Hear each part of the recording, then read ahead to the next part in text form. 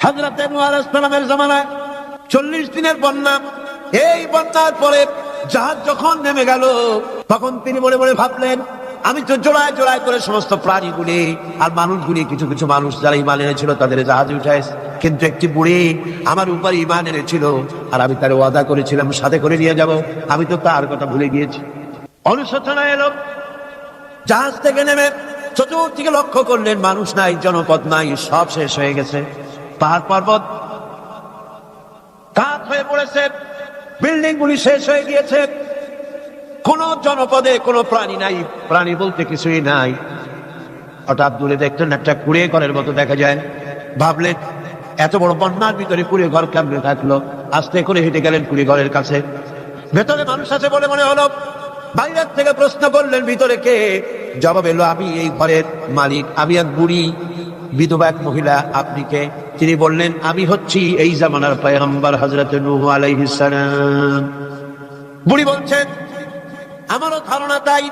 আপনি আমাকে ওয়াদা করেছিলেন বন্যা হলে পরে, বন্যার আভাস যখন আপনি পাবেন, আমাকে আপনি সাথে করে জাহাজে উঠায় নিয়ে দিবেন। আমার মনে হয় বন্যা কবে হবে সেই খবর দেওয়ার জন্য আপনি এসেছেন। হযরত নূহ আলাইহিস সালাম সিজদায় পড়ে কাঁদতে লাগলেন, বললেন, রব্বুল আলামিন, তোমার কুদরত বোঝার ক্ষমতা আমার নাই। 40 দিন পর্যন্ত পানির ভিতরে মানুষ কেমনে জীবিত রইল? আল্লাহ পাক শোনালেন, নূরের বিপদ যখন এলো, তুমি তোমার উম্মতকে ভুলে যেতে পেরেছো, ভুলে গিয়েছো, কিন্তু আমি রব্বুল আলামিন রহমানুর রহিম, আমি আমার বান্দাদের ভুলি নাই।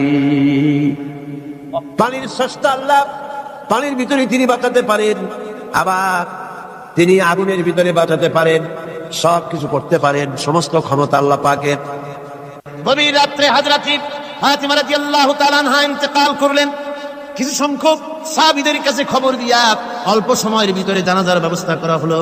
হযরত আবু যার গিফারী রাদিয়াল্লাহু তাআলা আনহু কবরের ভিতরে নেমে গেলেন। কবরের ভিতরে নেমে গিয়া হযরত আবু যার বলেন, রে কবর, তোর ভিতরে আজকে কাকে রাখবো? তুই কি তা জানিস নাকি? কোনো জবাব আসে না। হযরত আবু যার বলেন, কবর রে, তোর ভিতরে আজকে যাকে রাখবো তিনি হতেছে হযরত ইমাম হাসান হোসেনের মা। বেহেশতের সমস্ত জওয়ানদের সরদার হবেন যারা, সেই দুইজনের মা তোর ভিতরে রাখবো, খবরদার বেয়াদবি করবি না। কোনো জবাব না পেয়ে হযরত আবু যার বলেন, ওগো কবরের মাটি, তোর ভিতরে কাকে রাখবো কি জানিস? আসাদুল্লাহিল গালিব, দুনিয়ার সমস্ত কাফেরদের বিরুদ্ধে আল্লাহ রাব্বুল আলামিন যাকে বাঘ বানিয়ে পাঠালেন, সেই হযরতে আলী, তার স্ত্রী রেখে যাব, খবরদার বেয়াদবি করবি না। কোনো জবাব আসে না। হযরত আবু যার বলেন, কবরের মাটি, তোর ভিতরে যাকে রাখবো তিনি হলেন খাতুনে জান্নাত, বেহেশতের সমস্ত মহিলাদের সরদারিনী হবেন যে ফাতেমা, তারে রেখে যাব, তোর ভিতরে খবরদার কোনো বেয়াদবি করবি না। আবার হযরত আবু যার বলেন, কবরের মাটি, তোর ভিতরে কারে রাখবো কি জানিস? তোর ভিতরে আজকে যাকে রেখে যেতেছি তিনি হলেন আখেরি জামানার পয়গম্বর বিশ্বনবী জনাবে মুহাম্মদ রাসূলুল্লাহ সাল্লাল্লাহু আলাইহি ওয়াসাল্লামের কলিজার টুকরা মা ফাতেমাকে তোর ভিতরে রাখবো, খবরদার কবরের মাটি বেয়াদবি করবি না। কিতাবে এসেছে, হযরত আবু যারকে বাড়ি শুনতে পেলেন, আওয়াজ এলো, কে যেন বলতেছে, রে আবু যার, আমি ফাতেমাকে চিনি না, হাসান হোসেনের মাকে চিনি না, আলীর স্ত্রী চিনি না, রাসূলের মেয়ে মা ফাতেমাকে চিনি না। আমল যদি ভালো হয় আমার ভিতরে, আমল ভালো নিয়ে যে আসবে শান্তিতে থাকবে, আর আমল যদি খারাপ হয় আমার ভিতরে, তার অবস্থা চূড়ান্ত হয়ে যাবে। আমার ভাইরা, আমার বন্ধুগণ, আমলের উপরে ভিত্তি করে কিয়ামতের দিন নাজাত হবে। আমল যদি খারাপ হয়ে যায়, কিয়ামতের দিন কেউ তাকে বাঁচাতে পারবে না। এই জন্য কিয়ামতের ময়দানে, হাসরের দিনে আল্লাহর হাবিব জনাবে মুহাম্মদ রাসূলুল্লাহ সাল্লাল্লাহু আলাইহি ওয়াসাল্লাম সিজদায় পড়ে কাঁদতে থাকবেন। আল্লাহ রাব্বুল আলামিন বলেন, হাবিব রে, আপনি কাঁদেন কেন? আজকে তো আপনার কাঁদার দিন না। আমি আপনাকে মাকামে মাহমুদ দান করেছি, আমি আপনাকে কাউসার দান করেছি, আপনার আজকে সম্মানের দিন, মর্যাদার দিন, কাঁদেন কেন? আল্লাহর হাবিব বলবেন, রব্বুল আলামিন, মাকামে মাহমুদ পেয়েছি, কাউসার পেয়েছি, কান্দি এই জন্য আমি দেখতে পাচ্ছি আবার সামনে দিয়া ফেরেশতারা আমার উম্মতগুলি জাহান্নামের দিকে নিয়ে যায়। আল্লাহ রাব্বুল আলামিন বলবেন, ওগো আমার হাবিব, আমি আপনাকে ক্ষমতা দিলাম, আপনার জান্নাতি উম্মতগুলি আপনি বেছে নেন। আল্লাহর হাবিব তার জান্নাতের উম্মতগুলি বাঁচতে থাকবেন। হযরত আয়েশা বলেন, ইয়া রাসূলুল্লাহ, কিয়ামতের ময়দানে লক্ষ কোটি কোটি মানুষের ভিতরে আপনার জান্নাতি উম্মত আপনি চিনবেন কি করে? হুজুর বলেন, আয়েশা, কোন একটি ঘোড়ার কপাল যদি থাকে সাদা, এই সাদা কপালওয়ালা ঘোড়াটা যদি অসংখ্য ঘোড়ার ভিতরে যদি হারিয়ে যায়, তাহলে সাদা কপালওয়ালা ঘোড়ার মালিক তার ঘোড়াকে পাবে কিনা বলো? হযরত আয়েশা বলেন, হুজুর অনায়াসে পাবে।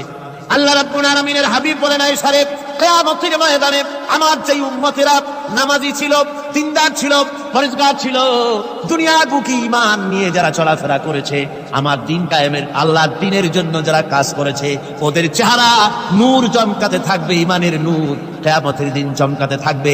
সেই ঈমানের নূর দেখে দেখে আমি আমার জান্নাতি উম্মতগুলি আমি বেছে নেব। হযরত ফাতিমা রাদিয়াল্লাহু তাআলা আনহাকে রাসূলুল্লাহ সাল্লাল্লাহু আলাইহি ওয়াসাল্লাম অত্যন্ত ভালোবাসতেন, মহব্বত করতেন তার স্ত্রীদেরকেও। তার স্ত্রীরাও রাসূল করিম সাল্লাল্লাহু আলাইহি ওয়াসাল্লামকে ভালোবাসতেন প্রাণ উজাড় করে দিয়ে। নবীজি বলেছেন, কন্যার পিতাদেরকে গালি দিও না। অনেকে টিটকারি করে, বারবার মেয়ে হয় ছেলে একটাও হয় না, সেই জন্য টিটকারি বটকারি করে। আল্লাহ নবী বলেছেন, মেয়ের পিতাকে গালি দিও না, ঠাট্টা করো না, যেহেতু আমি মুহাম্মদ রাসূলুল্লাহ সাল্লাল্লাহু আলাইহি ওয়াসাল্লাম, আমি মেয়েদের পিতা, আমি নিজে মেয়েদের পিতা। খাও না, মেয়েদের পিতাকে গালি দিও না। রাসূলুল্লাহ বলেছেন, আকাশের নিচে জমিনের উপরে খাদিজার মতো মহিলা আর নাই। সেই হযরতে খাদিজা রাসূলের 4টি মেয়ে পেটে ধারণ করেছিলেন। সুবহানাল্লাহ। মেয়ের প্রতি রাসূলুল্লাহ যথেষ্ট মহব্বত করতেন, মেয়েকে খুব ভালোবাসতেন হুজুর সাল্লাল্লাহু আলাইহি ওয়াসাল্লাম। হুজুরের কলিজা টুকরা ছিলেন মা ফাতিমা রাদিয়াল্লাহু তাআলা আনহা। হুজুর যখন কোথাও যেতেন, সকলের শেষে দেখা করতেন ফাতেমার সঙ্গে, আর বিদেশ থেকে সফর করে এসে সকলের আগে দেখা করতেন ফাতেমার সঙ্গে। সুবহানাল্লাহ। রাসূলুল্লাহ আরো বলেছেন, তোমরা যখন বাজারে যাবে বা ব্যবসা করতে যাবে বা বিদেশে যাবে, আসার সময় যে সব হাদিয়া নিয়ে আসো। আমরা যখন বাইরে যাই, বাজারে যাই, কিছু হাদিয়া আনি না, জামা কাপড় চকলেট ইত্যাদি আমরা আনে থাকি।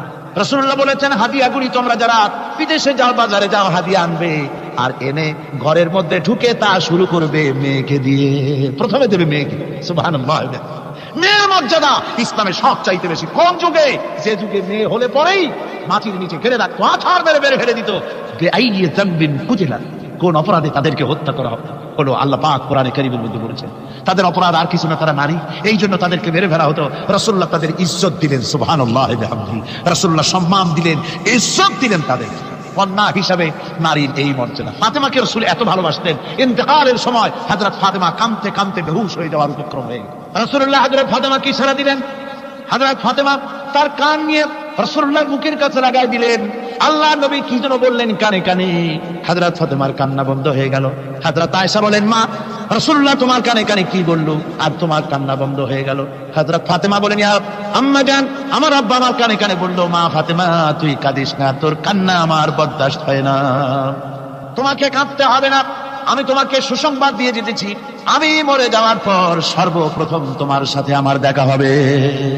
রাসূলুল্লাহর এই ভবিষ্যৎবাণী হযরত ফাতেমা বুঝতে পেরেছেন যে হুজুরের ইন্তেকালের পরে আমার বেশি দেরি হবে না, আমিও তাড়াতাড়ি হুজুরের সাথে শামিল হতে পারবো। হুজুরের ইন্তেকালের 6 মাস পরই হযরত ফাতেমা রাদিয়াল্লাহু তাআলা আনহা ইন্তেকাল করেছেন। কন্যা হিসাবে নারীর মর্যাদা ইসলাম অনেক অনেক গুণে বাড়িয়ে দিয়েছে। এই কন্যা শিশু, কৈশোর, যৌবন পেরিয়ে যখন যৌবনে তার বিয়ে হয়ে যায়, আল্লাহ রাব্বুল আলামিন তখন বলেন, وَمِنْ آيَاتِهِ أَنْ خَلَقَ لَكُم مِّنْ أَنفُسِكُمْ أَزْوَاجًا لِتَسْكُنُوا إِلَيْهَا وَجَعَلَ بَيْنَكُم مَّوَدَّةً وَرَحْمَةً। আল্লাহ পাক বলেন, আমার নিদর্শনের ভিতরে এটাও একটি নিদর্শন, আমি তোমাদের থেকে তোমাদের জোড়া তৈরি করেছি, তোমাদের স্ত্রীদেরকে তৈরি করেছি, তোমাদের সাথে তোমাদের স্ত্রীর ভালোবাসা সৃষ্টি করেছি, মহব্বত সৃষ্টি করেছি। এই মহব্বত আমি আল্লাহ তৈরি করেছি। আর যখন বুড়ো হয়ে যায় মানুষ, স্বামী স্ত্রী যখন বুড়ার বুড়ি হয়, তখন আর ভালোবাসা থাকে না, তখন ওই ভালোবাসা সহৃদয়তার করুণায় আমি আল্লাহ পরিণত করে দেই। বুড়ার জন্য তখন বুড়ি ছাড়া আর উপায় নাই, বুড়িরও আর বুড়া ছাড়া উপায় নাই। তখন ভালোবাসা কোনো বিশেষ কোনো অক্ষণীয় ভালোবাসা নয়, তখন একের উপরে অন্য একদম নির্ভরশীল হয়ে পড়ে। আল্লাহ পাক বলেন, এই অবস্থা আমি আল্লাহ সৃষ্টি করে দেই। সুবহানাল্লাহ। স্ত্রীকে রাসূলুল্লাহ কত ভালোবাসতেন। আল্লাহ নবী বলেছেন, আমার কাছে 3টা জিনিস প্রিয়, একটা হচ্ছে সুগন্ধি, একটা হচ্ছে নামাজ, আরেকটা হচ্ছে স্ত্রী। সুবহানাল্লাহ। স্ত্রী আমার কাছে প্রিয়। হুজুর বলেছেন, তোমাদের মধ্যে সেই ব্যক্তি উত্তম যে ব্যক্তি তার স্ত্রীর কাছে উত্তম, আমি আমার স্ত্রীদের কাছে উত্তম ব্যক্তি। সুবহানাল্লাহ। রাসূলুল্লাহ স্ত্রীকে কত ভালোবাসতেন। বিশ্বনবী রাজনৈতিক কর্মকাণ্ড চালাচ্ছেন, যুদ্ধের দামামা বাজতেছে, চতুর্দিকে কত অশান্তি, সবকিছু চলছে, স্ত্রীর হক আদায় করতে ভুলে যাননি। রাতের বেলায় হযরত আয়েশার বয়স কম, তাকে নিয়ে রাসূলুল্লাহ একটু সুযোগ পেয়েছেন, বলছেন আয়েশা সব তো ঘুমিয়ে, চলো আমরা একটু দৌড়াই। ওই যে দূরে একটা জিনিস দেখা যায়, দৌড় দাও, দেখি কে আগে যায়। দুজনে দৌড় প্রতিযোগিতা করলেন। দৌড় প্রতিযোগিতায় হযরত আয়েশা ফার্স্ট হলেন, হুজুর পিছনে পড়ে গেলেন। হযরত আয়েশা খুব আনন্দ করলেন যে আপনি কিন্তু আমার সাথে দৌড়ে পারলেন। পরবর্তী কিছু কাল যাওয়ার পর হযরত আয়েশা বলেন, হুজুর আজকে আবার বললেন যে চলো আয়েশা একটু দৌড়াই। হযরত আয়েশা বলছেন যে সেদিনের তুলনায় আমার শরীর একটু, আমি মুটিয়ে গেছি, শরীরটি স্থূল হয়েছে। আমি আজকে দৌড়ালাম কিন্তু পারলাম না, রাসূল আগে চলে গেলেন। আমি হাঁপাতে হাঁপাতে যখন হুজুরের কাছে চলে গেছি, হুজুর তখন মুস্কি হেসে আমাকে বললেন, আয়েশা ওই সেই দিনের জবাব আজকে দিয়ে দিলাম। সুবহানাল্লাহ বিহামদিহি, সুবহানাল্লাহ বিহামদিহি। বিশ্ব নবী কত বড় আদর্শ বিশ্ব মানবতার জন্য। তিনি বলেছেন, আরাফাতের ময়দানে রাসূলুল্লাহ বলেছেন, তোমরা যেমন পড়বে তোমার স্ত্রীদেরকে তেমন পড়াবে, তোমরা যেমন খাবে তোমার স্ত্রীদেরকে তেমন খাওয়াবে, স্ট্যান্ডার্ড মেনটেন করবে। তুমি ভালো দামের কাপড় পরবে, স্ত্রীকে খারাপ দিবে তা নয়। অধিকার দুজনেরই সমান, স্বামী এবং স্ত্রী সমান অধিকার। কিন্তু আমরা তা বুঝতে পারি না, বুঝতে চাই না। আমরা অনেকে মনে করেছি বিয়ে যখন করছি তখন আমি তো নওয়াবজাদা রাসূলুল্লাহ খান, আর বউ তো কিনা দাসী। না, সে কিন্তু দাসী না, তার মর্যাদা আছে, তার সম্মান আছে। তার সম্মান আপনাকে দিতে হবে, রাসূলুল্লাহ দিয়েছে, আপনাকেও দিতে হবে। রান্না বান্না হতে দেরি হয়, কত গালাগালি শুনতে হয় নারীকে। আল্লাহর নবীর স্ত্রী হযরত আয়েশা বলেছেন, আল্লাহর নবী কাজ করে, মানুষের সঙ্গে কথা বলে, রাষ্ট্রীয় দায়িত্ব পালন করে ঘরের ভিতরে এসে যখন দেখেছেন রান্না হতে দেরি আছে, রাসূলুল্লাহ বিরক্ত হন নাই, ভ্রু কুঞ্চিত করেন নাই, চোখ মোটা করেন নাই, আমাকে কোনো কথা শোনান নাই, বরং আমার কাছে বসে রান্নায় আমাকে সহযোগিতা করেছেন। সুবহানাল্লাহ বিহামদিহি। এই হলো আল্লাহর রাসূল, এই হলো বিশ্ব নবী। স্ত্রীর সঙ্গে কি মহব্বত! সুবহানাল্লাহ। হুজুর মহব্বত করতেন স্ত্রীদেরকে। রাসূলুল্লাহর ঘরে দৌলত ছিল না, কিন্তু মহব্বত দিয়ে ভরা ছিল ঘরটা। হুজুরের ঘরে ফ্রিজ নাই, এসি নাই, হুজুরের ঘরে কার্পেট নাই, হুজুরের ঘরের মধ্যে জাজির নাই, তোশক নাই, বড় বড় কম্বল নাই, আরামের কোনো জিনিস নাই, মডার্ন ইকুইপমেন্টস কিচ্ছু নাই, দৌলত নাই, কিন্তু মহব্বত দিয়ে ঘরটা ভরা। হযরত আয়েশা বলেছেন, আমি পানি পান করে গ্লাস রেখে দিতাম, আল্লাহর নবী তখন গ্লাসের সেই জায়গায় ঠোঁট লাগাতেন যেখানে আমি ঠোঁট লাগাইয়া পানি পান করেছি। আমি গোশত চিবোতাম, রাসূলুল্লাহ আমার হাত থেকে গোশত টুকরা নিয়া সেই জায়গায় চিবোতেন যেখানে আমি চিবোয়েছি। সুবহানাল্লাহ। আমার ভাইরা, রাসূল তার স্ত্রীদেরকে মহব্বত করতেন, স্ত্রীরাও রাসূলকে মহব্বত করতেন দারুণ ভাবে। একবার হযরত আয়েশা সিদ্দিকা রাদিয়াল্লাহু তাআলা আনহা হুজুরকে গোসল করাতে ছিলেন, মাথার উপরে পানি ঢালতেছেন, হুজুর একটা চৌকির উপরে বা একটা তক্তার উপরে বসা আছে। গোসলের পানির ভিতরে রাসূলুল্লাহ দেখতে পেলেন রক্তের মতো কি যেন প্রবাহিত হয়ে যাচ্ছে। হুজুর জিজ্ঞেস করেন, আয়েশা রে, পানির ভিতরে রক্তের মতো কি দেখা যায়? হযরত আয়েশা বলেন, হুজুর আপনি যখন বসেছিলেন অসতর্ক মুহূর্তে তক্তার নিচে আমার একটা আঙ্গুল পড়েছিল পায়ে, আঙ্গুলটা ফেটে বোধহয় রক্ত বেরোতেছে। রাসূলুল্লাহ তাড়াতাড়ি করে উঠলেন আর ওই আঙ্গুলকে ব্যান্ডেজ করে দিলেন। রাসূলুল্লাহ বললেন, আয়েশা রে, আঙ্গুল ফেটে গেছে, একটু আহাহু পর্যন্ত করলে না, এতক্ষণ তুমি কষ্ট করলে কেন? হযরত আয়েশা বলেন, ইয়া রাসূলুল্লাহ, ওটা তো একটা পায়ের আঙ্গুল। আয়েশার কলিজাটা ফেটে যদি রক্ত বেরোতো, রাসূলুল্লাহকে উঠতে বলতে আমি পারতাম না। কি মহব্বত রাসূলের সাথে! হযরত আয়েশা বলেন, হুজুর সাল্লাল্লাহু আলাইহি ওয়াসাল্লাম স্ত্রীদেরকে এত ভালোবাসতেন, আমাদের ঘরে গোশত টোস্ত তেমন রান্না বান্না খুব কম হতো। গোশত রান্না হবে কি, মাসের পর মাস চলে গেছে রাসূলের বাড়িতে, হুজুর স্ত্রীরা বলেছেন আমাদের ঘরে চুলে আগুন জ্বলে নাই, একটু শুকনা রুটি, একটু শুকনা খেজুর আর একটু পানি খেয়ে আমাদের জীবন চলেছে। এরকমের অবস্থা হয়েছে। তারপরে এই অবস্থা চলেছে, এর মধ্যে যদি কখন একটু গোশত আসছে, হুজুর যখন ছাগল দুম্বা জবাও করেছেন, এই দুম্বার গোশত নিয়ে, ছাগলের গোশত নিয়ে রাসূলুল্লাহ নিজে বেরোতেন। হযরত খাদিজার বান্ধবী কোথায় আছে খুঁজে ওই বান্ধবীর কাছে গোশত পৌঁছে দিয়ে আসতে। হযরত আয়েশা বলেন, একদিন আমার ঘুম ভেঙে গেল, দেখি হুজুর আমার কাছে নাই, গেলেন কোথায়? খুঁজতে খুঁজতে যায় দেখি মসজিদে নববীর ভিতরে হুজুর হাত তুলে বসে আছেন, মোনাজাত করতেছেন। আমি পেছনে কি হাত তুলে আমি শুনতে পাচ্ছি নবীজি দোয়া করছেন, রব্বুল আলামিন কিয়ামতের ময়দানে যেদিন সন্তান তার পিতাকে ভুলে যাবে, মা তার সন্তানকে হারায় ফেলবে, ওই কঠিন হাসরের ময়দানে আমি যেন আমার খাদিজাকে হারাইয়া না যাই। মুনাজাতের শেষে হযরত আয়েশা বলেন, ইয়া রাসূলুল্লাহ, খাদিজার কথা আপনার এত কেন বারবার মনে পড়ে? একটা বুড়িরে বিয়ে করেছিলেন 25 বছর বয়সের সময়, 40 বছর বুড়ি, তার কথা কেন এত মহব্বত আপনার মনে পড়ে? তার থেকে যুবতী মেয়ে, সুন্দরী মেয়েকে আপনার স্ত্রী হিসেবে আপনি পান নাই? হুজুর বলেন, আয়েশা রে, খাদিজার সম্পর্কে এমন কথা তুমি আর বলো না, তোমরা সবাই আমার সুখের দিনের স্ত্রী। আর খাদিজা আমার এমন সময় স্ত্রী ছিল যখন মক্কায় আমার আশ্রয় ছিল না, তামাম মক্কা নগরীতে আমার আশ্রয় ছিল না। খাদিজার সঞ্চিত সমস্ত ধনরাশি ইসলাম কবুল করার পর দুহাতে খাদিজা বিতরণ করে দিয়েছে। হযরত আয়েশা বলেন, হুজুর আমার গোস্তাকি মাফ করে দেন, আমি আর এরকম বলবো না, তবে খাদিজা সম্পর্কে আমার কিছু একটু শুনান। হুজুর বলেন, আয়েশা শোনো, গভীর রাত, যত রাত হোক না কেন, ইসলামের দাওয়াত দিয়ে দিয়ে গভীর রাত্রে আমি যখন বাসায় ফিরেছি, ঘরে এসেছি, দরজায় একটা মাত্র ডাক দিয়েছি খাদিজা, অমনি দরজা খুলে গেছে। আমি জিজ্ঞেস করেছি, খাদিজা রে, যত রাত্রে আসলাম, যতবার আসলাম, একটা ডাকের বেশি লাগলো না, তুমি কি ঘুমাও না?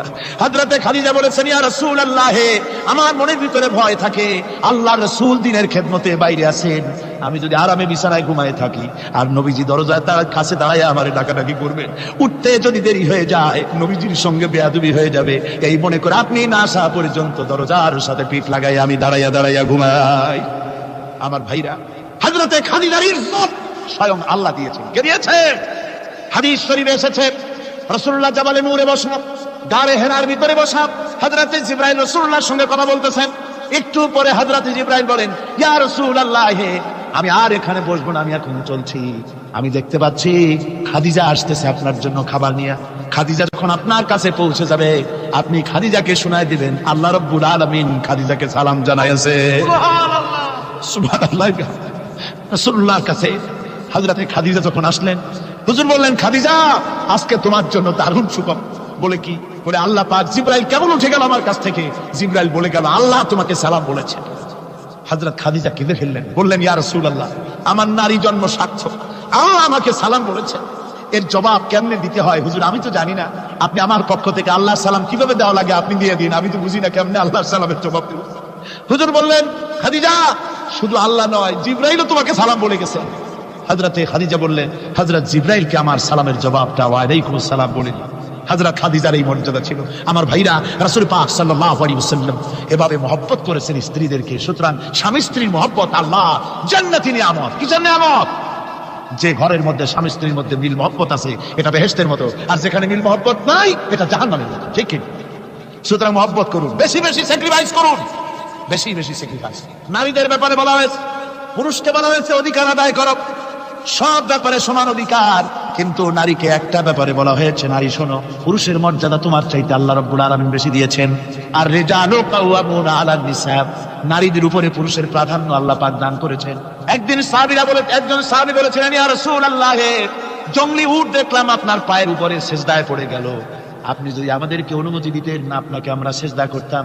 আল্লাহর নবী বললেন, মানুষ মানুষকে সিজদা করা এ পারমিশন যদি আমি দিতাম, তাহলে দুনিয়ার সমস্ত স্ত্রীদেরকে বলতাম তারা যেন তাদের স্বামীকে সিজদা দেয়। স্বামীর মর্যাদা এখানে বেশি। সুতরাং অধিকার সমান, কোনো সন্দেহ নাই, কিন্তু স্বামীর একটা আলাদা মর্যাদা আছে, সেই সম্মানও তাকে দিতে হবে। এরপরে এই সমান অধিকারের ভিত্তিতে স্বামী স্ত্রী চলতে থাকে, মাঝখানে আল্লাহ পাক তাদেরকে সন্তান দান করেন। আল্লাহ তাদেরকে, নারীকে লেখাপড়ার অধিকার দিয়েছেন, ইসলাম তাকে লেখাপড়ার অধিকার দিয়েছে, শিক্ষার অধিকার দিয়েছে। হযরত আয়েশা সিদ্দিকা রাদিয়াল্লাহু তাআলা আনহা শিক্ষয়িত্রী ছিলেন, হাফেজা ছিলেন, হাদিসের হাফেজা ছিলেন, কোরআনের হাফেজা ছিলেন, হাজার হাজার সাহাবায়ে কেরামদের তিনি ওস্তাদ ছিলেন। সুবহানাল্লাহ বলুন। নারীদের ব্যাপারে অধিকাংশ মাসালা হযরত আয়েশা সিদ্দিকা রাদিয়াল্লাহু তাআলা আনহার অবদান। সুবহানাল্লাহ। নারী যুদ্ধ করেছে, যুদ্ধের ময়দানে নারীর অধিকার আছে, নারী চাকরি করতে পারবে, নারী ব্যবসা করতে পারবে, নারী লেখাপড়া করতে পারবে, নারী সেনাবাহিনীতে যেতে পারবে, নারী সব করতে পারবে, কিন্তু পর্দার মধ্যে। জনৈক সাহাবী ইসলাম গ্রহণ করার পরও রাসূলুল্লাহ সাল্লাল্লাহু আলাইহি ওয়াসাল্লামের কাছে অনুশোচনা করছিলেন তার কন্যা সন্তান নিজ হাতে হত্যা করার জন্য। আমাদের প্রিয় নবী এই কথা শুনে কেঁদে ফেললেন। একটা লোক দিয়ে কাঁদতেছিল মুসলমান হওয়ার পরও। হুজুর কয়, কান্দো কেন? ওই যে আমার গুনাহ কি মাফ হয়েছে? হুজুর বলেন, হ্যাঁ মাফ হয়ে গেছে, কলেমা পড়ছে, মাফ হয়ে গেছে। কয় যে হুজুর আমি তো মারাত্মক গুনাহ করছি। বলে কি? বলে আমার একটা মেয়ে, সেই মেয়েটাকে নিয়ে আমি ঘন লম্বা আমি সংক্ষেপে বলতেছি, মেয়েটাকে ফাঁকি দিয়া তারে আমি মারবো, বুঝতে দেই নাই আমার বউরে, বললাম চলো বেড়াইতে যাই। মেয়েটা আমার সাথে সাজাই দিয়েছে, তার মা বেড়াতে নিয়ে যাবো এইটা কথা মনে করে। মেয়েটা কদ্দূর যায়, আবার আব্বা আব্বা বলে আমার দিকে ফিরে আসে, আবার পিছনে থাকে, আবার আব্বা আব্বা বলে জড়ায় ধরে। এইভাবে করতে করতে যখন নির্জন এলাকায় গেলাম, আমি পাহাড়ের পাশে গর্ত খোঁড়া আরম্ভ করলাম। গর্ত খুঁজি আর মাটি ছিটে এসে আমার দাড়িতে লাগে। বাচ্চা মেয়েটা আমার কাছে এসে দাড়ি দিয়ে ধুল ছাড়ায় দেয়, কয়, আব্বা তোমার দাড়িতে ধুল লাগতেছে, তুমি এই কষ্ট করতেছো কেন? মেয়ে তো বোঝে না যে আমি তার জন্য কবর খুঁজতেছি। কবরটা খোঁড়া হয়ে যাওয়ার পর মেয়েটারে বান্ধা শুরু করলাম। মেয়ে এখন কাঁদতেছে, বাবা আমার বান্ধব কেন? আমি তারে বাঁধা জোরে ওর মধ্যে নিক্ষেপ করে দিলাম। মেয়েটা গর্তের মধ্যে বসে চিৎকার করে বলছে, আব্বা তুমি আমারে বাঁচতে দাও, আমি তোমার বাপ বলে সমাজে হ্যাঁ করবো না, আমি ভিক্ষা করে খাবো, আমার বেরো না। লোকটি বলছি, ইয়া রাসূলুল্লাহ, আমার মনে দরদ আসলো। আমি একটা পাথর উঁচু করে আমার মেয়ের বুক লক্ষ্য করে জোরে মেরে দিলাম। বুকটা ফেটে রক্ত ফিনকি দিয়ে উঠলো। আমার মেয়ের বুক থেকে আওয়াজ বেরোলো। আমার কালে যেন এখনো সেই আওয়াজ বাজে। হাদিস শরীফে এসেছে, হুজুরের চোখের পানি দাড়ি ভিজে ভিজে জামার উপরে পড়তেছিল। হুজুর বললেন, আহারে, মানুষও পারে এরকম কাম করতে। পৃথিবীতে নারীর যখন কোনো সম্মান ছিল না, মর্যাদা ছিল না, সেই সময় আমার রাসূল, আমার বিশ্বনবী নারীদেরকে সম্মানের হাত ধরে গর্তের ভিতর থেকে উঠাইয়া রানীর সিংহাসনে বসায় দিলেন। সুবহানাল্লাহ, মায়ের মর্যাদা দিয়ে দিলেন। সুবহানাল্লাহ, নারীরা আমাদের মায়ের জাত। নারীরা আমার কি এর জাত? মায়ের জাত। আমার মা বোনেরা, তোমাদের সম্মান কত তোমরা জানো না। আমরা পুরুষ, আমাদের পায়ের তলে জুতা, আর তোমরা আমাদের মায়ের জাত। তোমরা নারী, তোমাদের পায়ের তলে আল্লাহর জান্নাত, আল্লাহর বেহেশতটা তোমাদের পায়ের তলে। এই সম্মান আল্লাহ তোমাদের দিয়েছে, নবী দিয়েছে। সুবহানাল্লাহ। কর ভাইরা আমার, অধিকার ইসলাম দিয়েছে। বিবাহ যখন হয়, এই বিবাহের সময় এজেন্ট আনতে হয়। আর বিবাহ হচ্ছে বিবাহ বৈঠক। এজেন্ট আনার জন্য ওই যে কি জানি কয়, ম্যারেজ রেজিস্ট্রার বা মৌলবি সাহেব, কার অনুমতি আগে না? বলেন কার অনুমতি? তাহলে অধিকার ইসলাম পুরুষে দিল না মেয়ে লোকের দিল? আজকে মেয়ে লোকের কাছে যাও, মেয়েটাকে জিজ্ঞেস করো সেই বিবাহে রাজি আছে কিনা। সুবহানাল্লাহ পড়ে, এই বিবাহে রাজি আছে কিনা জিজ্ঞেস করো, তার অধিকারই বেশি। এরপরে এই বিবাহে করার ব্যাপারে কত বৈষম্য। আজ বিবাহ করতে গেলে যৌতুকের প্রথা এসেছে। রাসূলুল্লাহ যৌতুক দিয়েছিলেন, ওটা যৌতুক না, ওটা উপহার, ওটা হাদিয়া। রাসূলুল্লাহ তোহফা দিয়েছিলেন হুজুরের জামাই। সুবহানাল্লাহ, কি জামাই! এক জামাই তো জিন্নুর আইন, যাকে ফেরেশতারা পর্যন্ত লজ্জা করতো যারে দেখে, হযরত ওসমান রাদিয়াল্লাহু তাআলা আনহু। আর একজন হযরত আলী কাররামাল্লাহু ওয়াজহাহু। হযরত আলী, যার সম্পর্কে রাসূল পাক সাল্লাল্লাহু আলাইহি ওয়াসাল্লাম যাকে কত সম্মান দিয়েছেন, কত মর্যাদা দিয়েছেন, এই হলো হযরত আলী, হুজুরের জামাই। আনা মাদিনাতুল ইলম ওয়া আলিউম বাবুহা, আমি হলাম জ্ঞানের রাজ্য, আর আলী হলো সেই রাজ্যে প্রবেশের দরজা। সুবহানাল্লাহ। ভাইরা, এই হলো জামাই। আর মেয়ে খাতুনে জান্নাত, বিনতে রাসূল, বেহেশতের সমস্ত রমণীদের সরদারিনী মা ফাতিমাতুজ জাহরা রাদিয়াল্লাহু তাআলা আনহা। কি উপহার দিলেন বিয়েতে রাসূল! এই মেয়ে আর এই জামাই। উপহার হলো খেজুরের ছোবড়ার একটা তোষক, পানি উঠাবার জন্য একটা মশক, আর আটা পেশা একটা জাত। এই হলো নবীর মেয়ে আর জামার জন্য। রাসূলুল্লাহ সাল্লাল্লাহু আলাইহি ওয়াসাল্লামের স্ত্রী মা উম্মে হাবিবা আমাদের প্রিয় নবীর সম্মানের প্রতি ছিলেন খুবই যত্নশীল। তার পিতা তখন ইসলাম গ্রহণ করেননি। এমন অবস্থায় পিতা ঘরে প্রবেশ করলে রাসূলুল্লাহ সাল্লাল্লাহু আলাইহি ওয়াসাল্লামের স্ত্রী তার পিতার সাথে যে আচরণ করেছিলেন, এখন আমরা শুনব সে কাহিনী। আবার স্ত্রীরা রাসূলের প্রতি কি ভালোবাসা রেখেছেন। হযরত উম্মে হাবিবা রাদিয়াল্লাহু তাআলা আনহা, আমাদের মা আবু সুফিয়ান রাদিয়াল্লাহু তাআলা আনহু, তার মেয়ে। তার কাছে আবু সুফিয়ান তখনও কাফের। সেই কুফরি হালতে মেয়ের ঘরে গিয়েছেন। যাওয়ার পরে হযরত উম্মে হাবিবা বাপ যখন বসতে গিয়েছেন, তখন উম্মে হাবিবা বলছেন যে আব্বা একটু দাঁড়ান। এই অবস্থায় দাঁড়াতে বলে বিছানাটা উল্টায়া দিয়া তারপর বললেন যে বসেন। বাপ মনে খুব দুঃখ পেলেন। আবু সুফিয়ান বললেন, মা উম্মে হাবিবা, আমি তোমার পিতা, ভালো একটা বিছানা থাকলে তাই বিছায় দেওয়া উচিত ছিল, আর তুমি বিছানাটা উঠাইয়া তারপরে আমার খালি জায়গায় বসতে বললা, আমি তোমার ব্যবহারে আহত হলাম। হযরত উম্মে হাবিবা বলেন, আব্বা জান, নিশ্চয়ই আপনি আমার আব্বা, শ্রদ্ধেয় পিতা, কোনো সন্দেহ এতে নাই, কিন্তু আপনি একজন কাফের। আল্লাহর রাসূল যে বিছানায় বসেন, সেই বিছানা আমি একটা কাফেরকে বসতে দিতে পারি না।